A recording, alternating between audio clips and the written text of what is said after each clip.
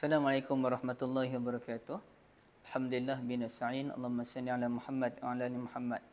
Jadi bertemu lagi kita dalam siri wacana buku terbitan buku Faqih. Alhamdulillah ya, pada hari ini saya ada hasrat untuk membahaskan buku ini dengan tuan-tuan dan puan-puan sekalian, iaitu buku Pesan Tuhan kepada Pasangan. Dan sebenarnya buku Pesan Tuhan ni pun adik-beradik dengan sebelah dia ni, 30 Pesan Tuhan mengusik jiwa ya. Buku Pesan Tuhan kepada Pasangan ini tadabbur surah An-Nisa. Bukanlah kita tadabbur keseluruhan surah An-Nisa, tidak ya. Apalagi buku ni lebih kurang dalam 124 muka surat. Mustahil untuk kita katakan ini tadabbur keseluruhan surah An-Nisa.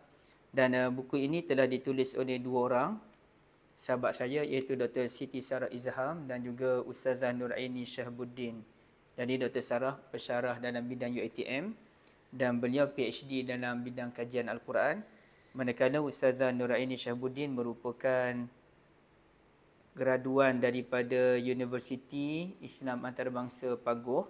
Beliau memang bidang dalam bahasa Arab, komunikasi antarabangsa.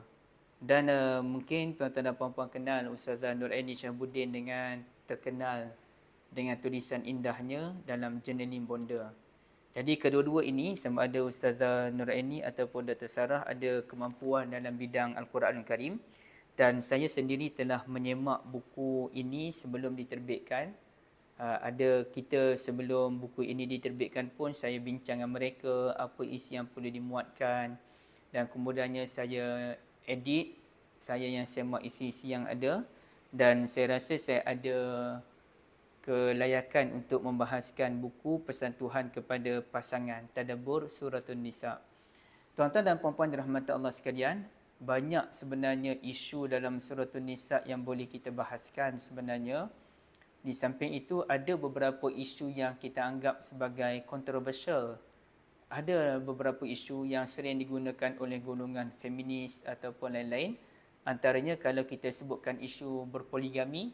Okey, bila saya sebut tentang isu poligami ni bukan bermakna saya nak kempen poligami, tidak.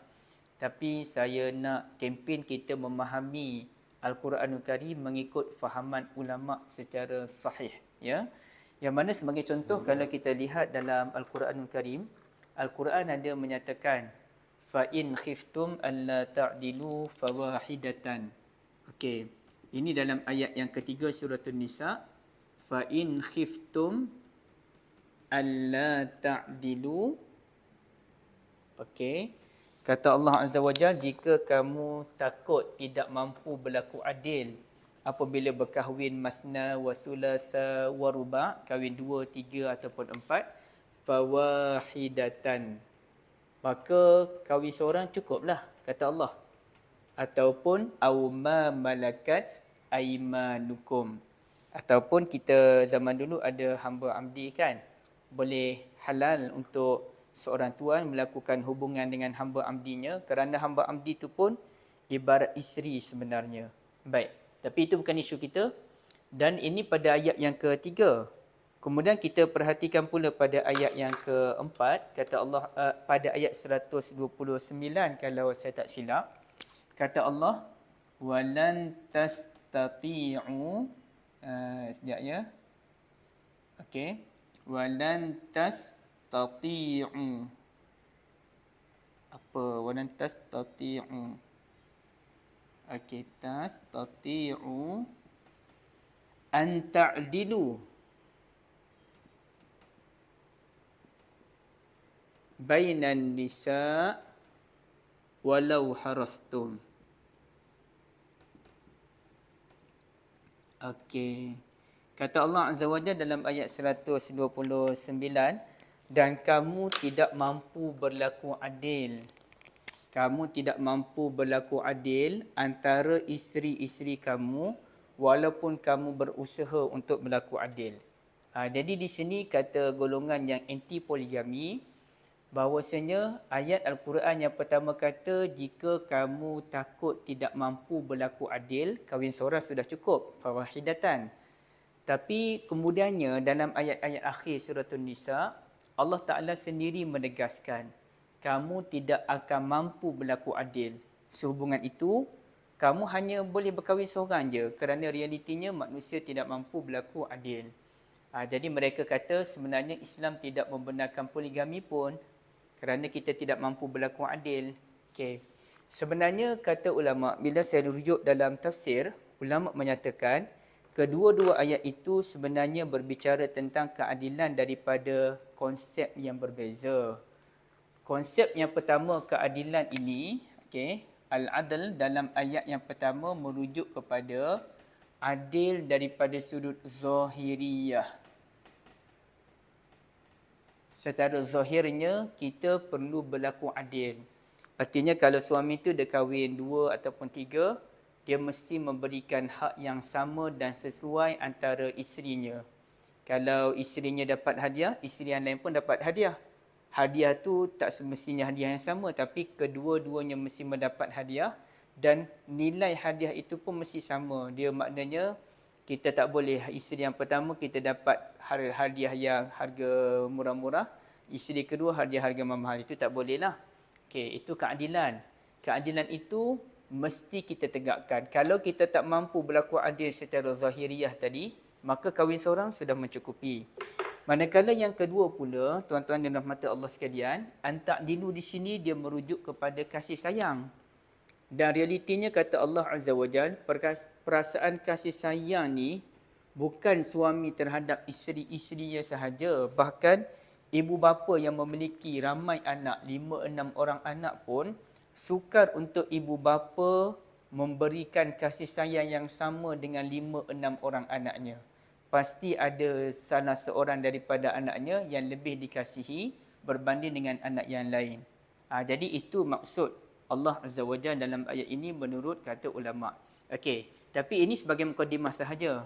Hari ini saya nak ceritakan satu perkara daripada buku Pesan Tuhan kepada Pasangan, iaitu kita nak bincangkan di sebalik nama Ar-Rijal. Okey. Dia sebenarnya dalam Al-Quran, dalam surah An-Nisa ni ada beberapa kali perkataan An-Nisa dan Ar-Rijal disebutkan serentak. Dalam ayat pertama memang disebutkan Ar-Rijal dan An-Nisa. Wa bassa minhuma rijalan katsiran wa nisaa. Dan dalam ayat terakhir pun ada perkataan rijal dan nisa. Wa in kanu ikhwatar rijalan wa nisaa.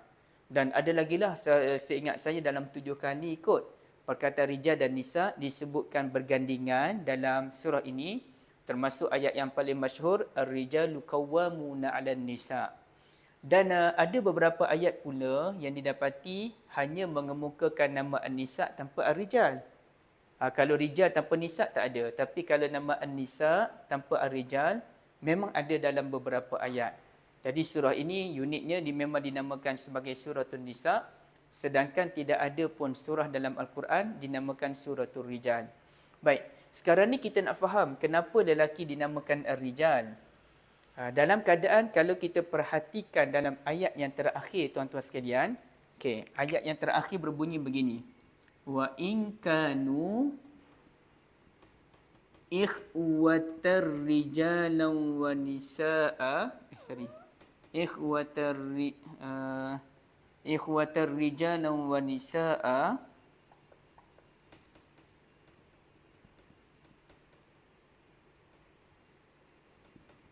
falidzakari mislu hazzil unsayain.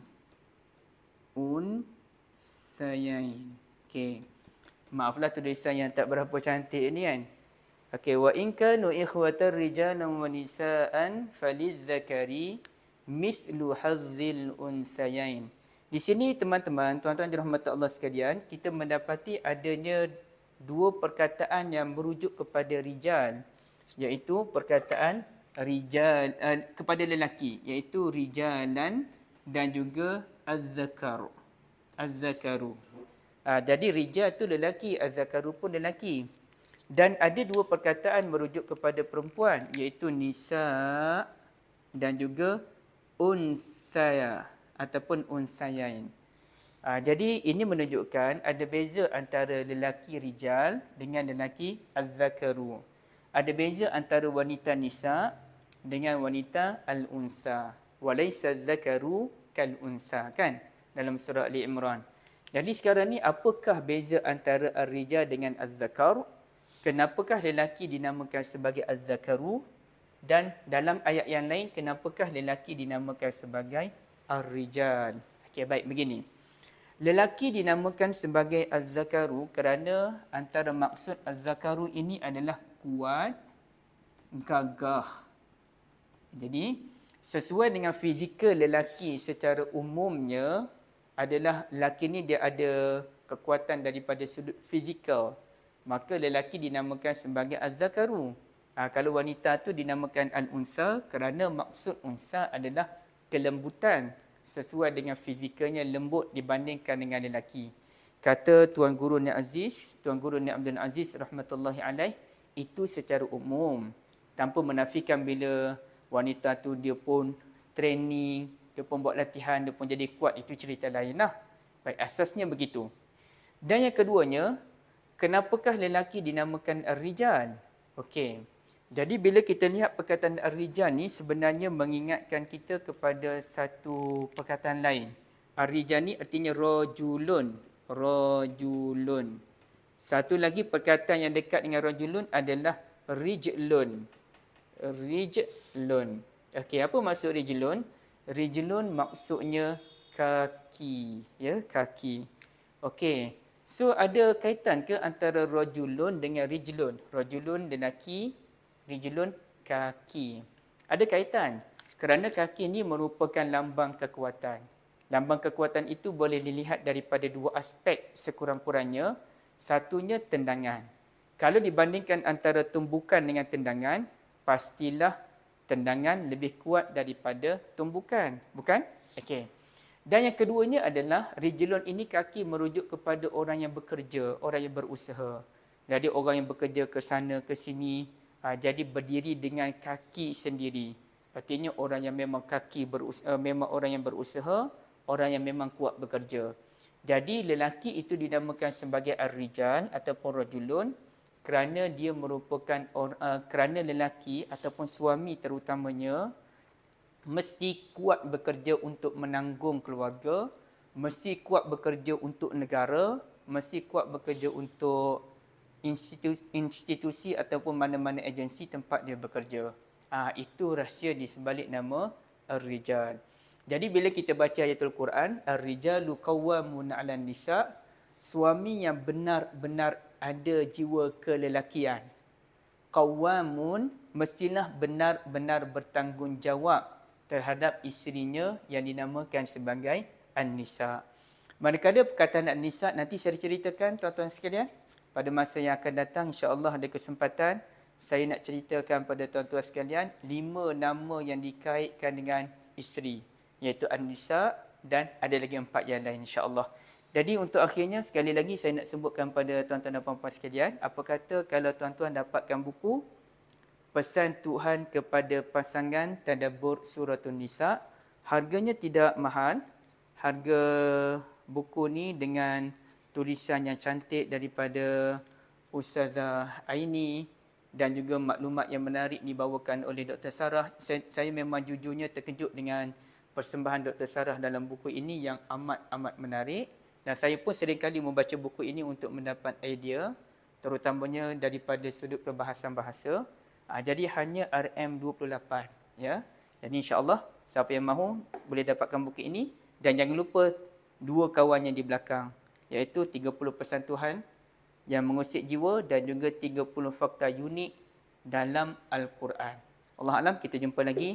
Assalamualaikum warahmatullahi wabarakatuh.